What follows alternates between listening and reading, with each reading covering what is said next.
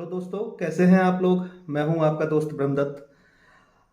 आज हम बात करेंगे कि जो महिलाएं हैं अपने पतियों के खिलाफ, अपने ससुराल वालों के खिलाफ में जो झूठी एफआईआर दर्ज करा देती है, झूठे भरण पोषण के मुकदमे दाखिल करा देती है, घरेलू हिंसा के मुकदमे दाखिल करा देती है, और बच्चे अगर होते हैं तो बच्चों को अपने पास ले जाके बच्चों को हथियार बनाने की कोशिश करते हैं और बच्चों के थ्रू पतियों को, पतियों के परिवार वालों को ब्लैकमेल करने की कोशिश की जाती है।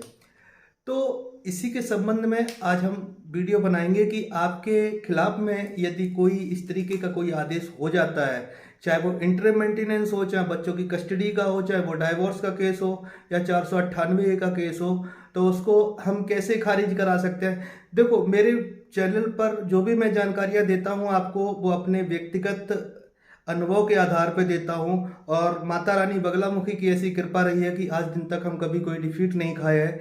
बस विश्वास करना है आप लोगों को, और ये जो आज आप लोगों के सामने मैं बैठा हूँ ये सब आप ही लोगों की देन है। मैं तो मैकेनिकल इंजीनियर था, मुझे तो नहीं कुछ पता था कि कानून क्या होता है और कानून की बारीकियां क्या होती है। मैंने इस पर बहुत सारा अध्ययन किया, बहुत सारी चीज़ों को मैंने देखा, मैंने बहुत सारे लोगों के केसों में अप्लाई किया और लोग मेरे चीज़ों से संतुष्ट हुए, उनको फ़ायदा मिला। कहीं किसी को डाइवोर्स मिला तो कहीं किसी का डोमेस्टिक वायलेंस एक्ट का केस खारिज हुआ, कहीं किसी को 498 की एफआईआर रद्द हुई, तो कहीं किसी का। और हम इलाहाबाद हाई कोर्ट में भी हमारे साथी अधिवक्ता हैं जो हम लोग मिलके काम करते हैं। अगर कोई भी भाई अगर इस तरीके से अगर पीड़ित है तो आप लोग हमसे संपर्क कर सकते हैं। हम लोग ईमानदारी से काम करते हैं और हमारा एक कैरियर डिस्ट्रॉय हो गया है और दूसरा कैरियर हमने आप लोगों की सहायता से, आप लोगों के अनुदान से, आप लोगों के प्रेरित करने के बाद मैंने इस कैरियर को चुना है। और मैं चाहता हूं, मुझे उम्मीद है कि आप लोग मेरा समर्थन करेंगे, मेरा साथ देंगे, क्योंकि आप लोगों ने आज तक मेरा बहुत साथ दिया है। और मैं चाहता हूं कि आप लोगों के साथ जब भी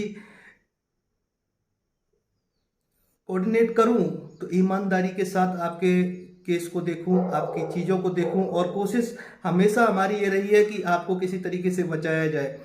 देखने में आया कि लड़के शादी कर दी है, कभी कभी ऐसा होता है कि उनके मैरिटल अफेयर्स होते हैं, कभी कभी होता है कि शादी से पहले के ही उनके अफेयर्स होते हैं, लेकिन घर वाले क्या होते हैं, उन सारी चीज़ों को छुपा के समाज को दिखाने के लिए शादी कर देते हैं लड़की की। लड़की 2-4 महीने वहाँ पे रहती है, फ़ोन पे बात करती रहती है, सारी चीज़ें हैं, और आके केस फाइल कर देती है, झूठी कंप्लेंट, क्योंकि उसको यहाँ से फाइनेंशियली तौर पे वो मजबूत हो रही है। और दूसरी तरफ से मैं नहीं कहना चाहूँगा, तो कहीं ना कहीं लड़की संतुष्ट होती है।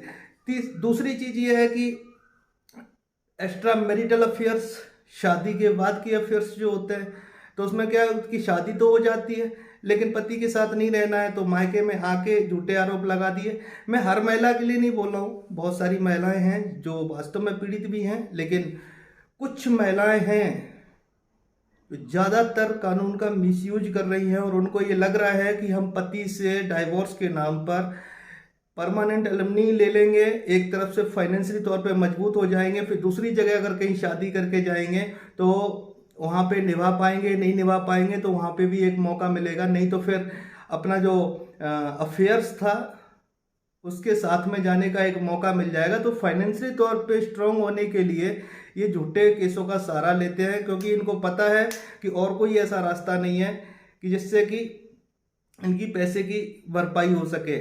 तो मैंने केसों में देखा कि लोग परेशान हैं, उनके परिवार वाले परेशान हैं, जो बुजुर्ग माँ बाप हैं जिन्होंने कभी कोर्ट कचहरी का चेहरा नहीं देखा, कभी अपने पूरे जीवन काल में कभी कोर्ट कचहरी नहीं गए, उनको एक बहू ने, एक लड़की ने, एक महिला ने कोर्ट कचहरी थाना अदालत में घसीट दिया, और वो तारीखों पे तारीख करते, जबकि उनको भी पता है, सबको पता है कि ये मामले पूरी तरीके से झूठे हैं। और कोई शादी करेगा तो क्यों दहेज लेगा, जो भी होना होता है वो एट अ टाइम ही होता है, लेकिन क्या है कि ट्रैप किया जाता है, ब्लैकमेल किया जाता है। जहाँ तक मैं अपने केसेस की बात बता दूं तो हमारे केसेस करीब 6 साल लगभग चले।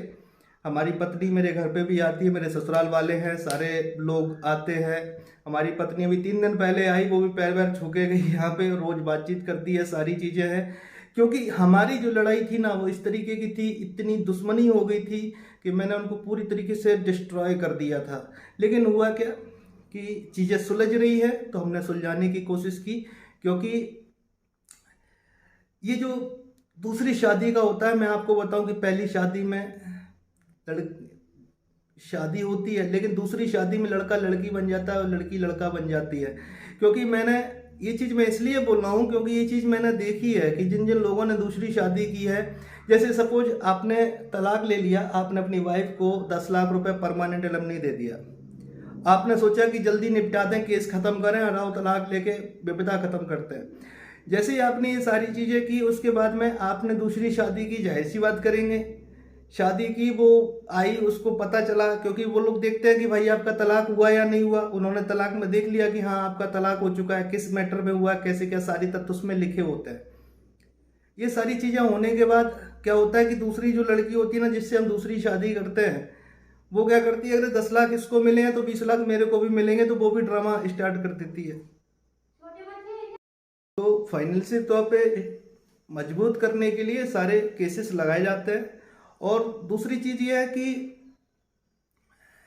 कुछ लड़कियां ऐसी होती हैं जिनको ये सिखाया ही नहीं जाता है कि आखिर में परिवार क्या होता है, क्योंकि उनको इतनी सुख सुविधाएं दे दी जाती है कि वो सफ़र ही नहीं कर पाती।